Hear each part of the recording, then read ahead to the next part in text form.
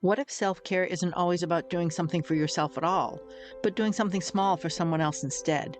Have you ever noticed how doing a random act of kindness for a total stranger can feel almost as good as when someone does something kind for you? Even if you're not an extrovert, we've got some easy ideas of things you can do that no one needs to even know about.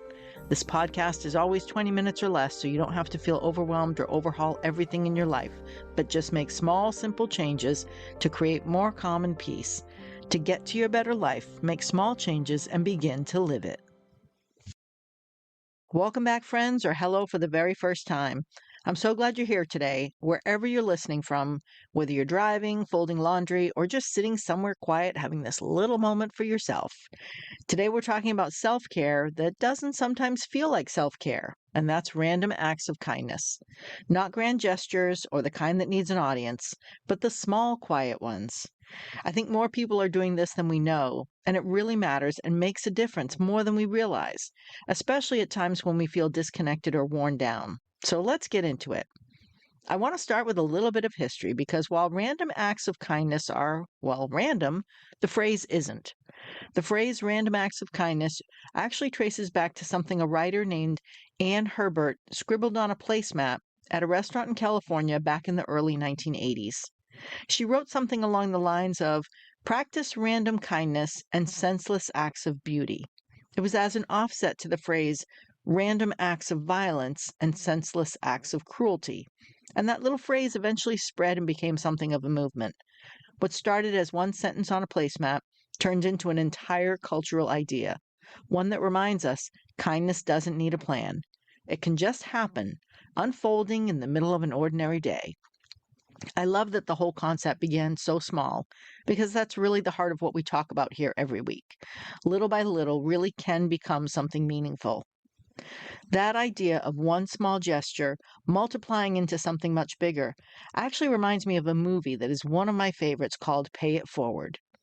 If you haven't seen it, and I really encourage you to, I've seen it probably about 6 times. The whole premise centers on a young boy who's given a school assignment to think of something that could change the world. And instead of writing a paper, he comes up with this idea. Instead of paying someone back for a good deed, you pay it forward to 3 new people instead. And then each of those people does the same for 3 more, and so on and so on. What's beautiful about the story is how it captures something we intuitively know to be true, but rarely stop to think about, which is that a single act of kindness doesn't just end with the person who received it. It has this quiet potential to keep moving outward in ways we may never get to witness. And that's what happens in the story as it unfolds, and all the kindness comes back around to the beginning. I won't say much more as I don't want to spoil it, but honestly, watch this movie if you can. So let's talk about what these acts of kindness actually look like, because I think we hear the phrase and our brain jumps straight to big things. Volunteering at a shelter, organizing a fundraiser, something that requires a lot of energy and a lot of interaction. And if that's what you want to do and you have that capacity, that's wonderful. But for a lot of us, especially those of us who feel a little tapped out socially, or who genuinely don't have it in us to make small talk with a complete stranger, kindness can look so much smaller than that, but still just as impactful. It can look like paying for the coffee of the person behind you in the line at drive up, or just driving off without waiting to be noticed. It can look like leaving a book you finished on a park bench with a little note tucked inside for whoever finds it next. It can look like leaving flowers on a neighbor's doorstep. None of these require a conversation. None of these require you to perform kindness in front of anyone. They just require a small decision and a small action, and that's it. I think this matters because so many of us carry this belief that kindness has to be loud to count, that it has to be visible or acknowledged to actually matter. But that's just not true. Some of the most powerful acts of kindness are the ones nobody ever traces back to you. Just returning a shopping cart that isn't yours, picking up a piece of litter on your walk and just tossing it out without announcing it to anyone, bringing in a neighbor's trash can from the curb because you're already outside anyway. These are all things you can do completely on your own terms, at your own pace, without having to interact with another human being if that's not where you're at today. And I think that's important to name because kindness doesn't have to cost you or drain your energy. It can actually be one of the gentlest forms of self care there is, which might sound backwards at first, but stay with me. Think about the last time you did something kind for someone, even something tiny, and nobody ever found out that it was you. How did that feel in your body? For most of us, there's this little glow that comes with that, a warmth that has nothing to do with being seen or praised. That feeling actually has a name in research circles. It's sometimes called the helper's high, and it turns out there's real science behind why it happens. Researchers at the University of California, Riverside ran a well known study where participants were asked to perform several acts of kindness a week for a set period of time. What they found was that the people who consistently did these small, kind acts reported significantly higher levels of happiness over time compared to people who didn't. And interestingly, the effect was even stronger when the acts were varied rather than repetitive, meaning our brains actually respond really well to novelty and kindness, not just repetition of the same gesture. It wasn't about the size of the act either. It was simply the consistent practice of choosing kindness that moved the needle on how people felt about their own lives. There's also a large scale review published by researchers out of Oxford that looked across dozens of separate kindness studies. And what they found was a clear and meaningful link between performing acts of kindness and increased well being for the person doing the giving, not just the person receiving. And the benefit wasn't only emotional. Giving to others was associated with lower levels of stress and even some physical markers of better health over time. So this isn't just a nice feeling we're chasing. There's something happening at a deeper level in our nervous systems when we choose to be kind, something that seems to soothe us just as much as it helps whoever is on the receiving end. And I think part of why this works is that kindness gently interrupts our inner narrative, especially when that narrative has gone a little dark or gotten a little stuck.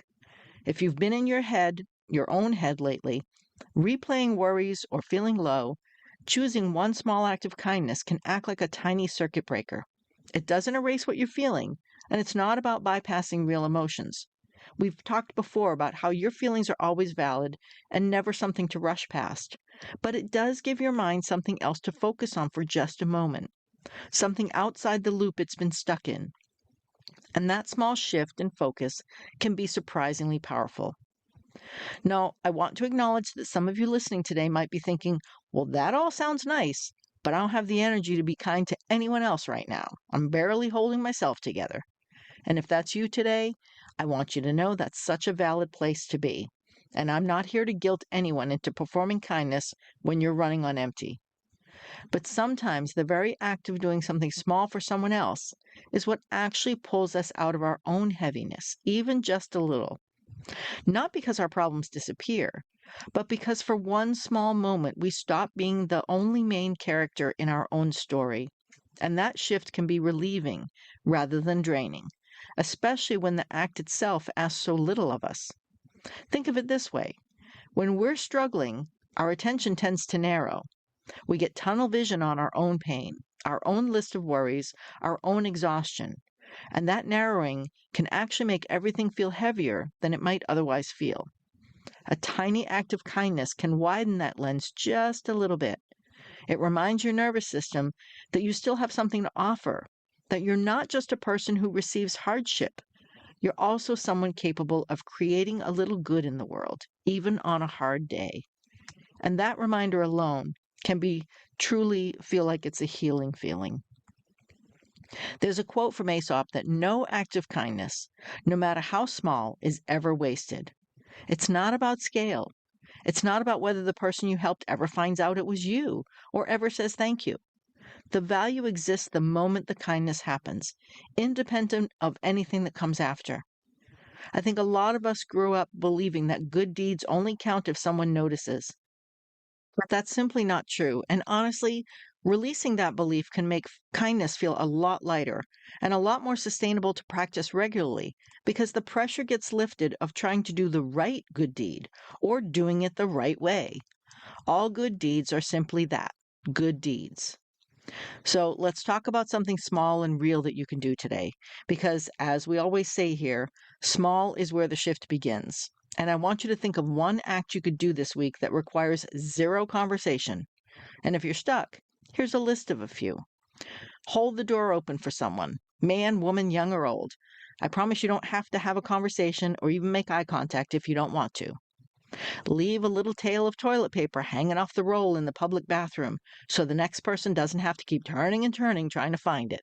That's actually one of my favorites. Pay for the coffee or toll of the person behind you. Leave a book on a park bench or in a little free library with a little note like "You matter" in it. Pick up litter on your walk and toss it. Maybe bring a bag on your walk and even get one of those long claw pickup things at the dollar store so you can pick up a bunch of stuff. That's for us overachievers anyway. Wear a shirt with a positive message. I love the shirts that have the sayings on the back for the person behind you. Move a branch or a rock out of the way if you see it on the street. Return the stray shopping cart that isn't yours and maybe return a few of them. Donate gently used clothes or books or maybe cans of food directly to the shelter's drop-off bin. Shovel snow or rake leaves for a neighbor's walkway before they wake up. Bring in a stranger's trash cans from the curb if you're already out on the street anyway. Leave extra pet food or treats at an animal shelter's donation bin. Plant something, flowers, herbs, in a shared or public space for other people to enjoy. Bring in a flavored creamer to work and add a note that it's for anyone who wants to try it.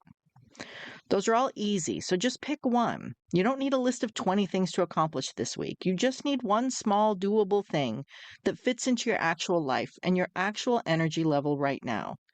And then after you do just one small act, whatever it is, just take a moment after to notice how your body feels. How do you feel? Not to judge it, not to analyze, just to notice. Do you feel a lightness in your chest? Do you feel a little lighter? Maybe smiling a little more? This noticing matters because it helps your brain start to associate kindness with relief rather than obligation. And that association is what makes the practice sustainable long term rather than something that feels like one more task on your plate of things to do. I also think it's worth mentioning that kindness towards others has this quiet ripple effect that we don't always get to see, but that doesn't mean it isn't happening.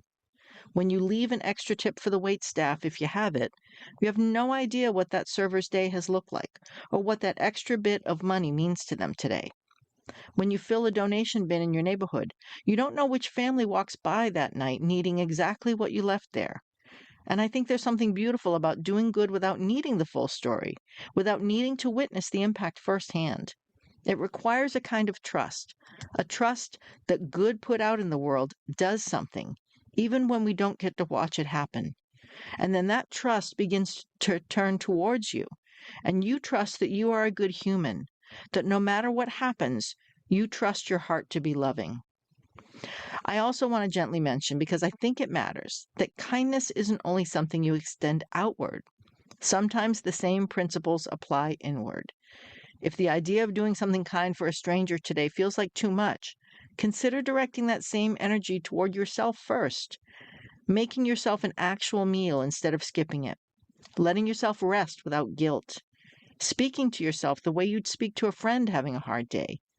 Self-kindness counts too, and sometimes it has to come first before we have anything left to extend outward. We have to direct it inward first, and that's okay. There's no ranking system here. There's no rule that says outward kindness matters more than the kindness you show yourself. Kindness is kindness, and it reverberates in your soul no matter who it's directed to. So as we start to wrap up today, I want you to think about kindness less as a task to complete and more as a lens you can choose to look through. It's not about becoming a different person or adding pressure to an already busy life.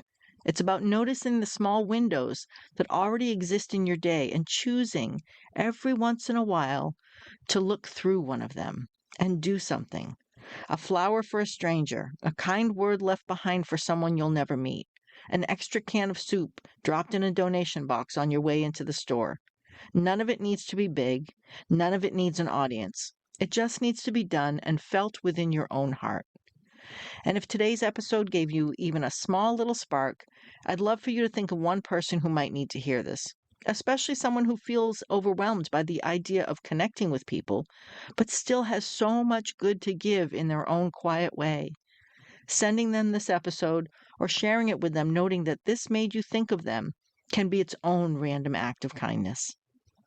If you enjoyed today's conversation, please follow or subscribe so you don't miss what's coming next. And if you're able to, leave a rating or review to help this little community keep growing into something that reaches more people who need it.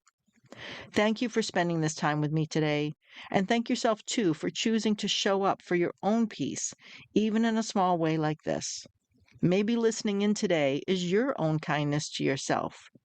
Remember that kindness, even the quiet kind, even the kind nobody sees, still counts, it still matters, and still moves something good through the world. Let's keep choosing love and kindness, random acts of kindness, to help ourselves feel lighter and to help the world feel brighter, little by little and piece by piece. This podcast is based on my own life experiences. I'm not a therapist, a psychologist, psychiatrist, or any other licensed medical professional. Please share this podcast with anyone you think needs to hear this so that we all move forward, little by little and piece by piece. And thank you, Purple Planet, for sharing your music. And if you can please follow and review, it really does matter.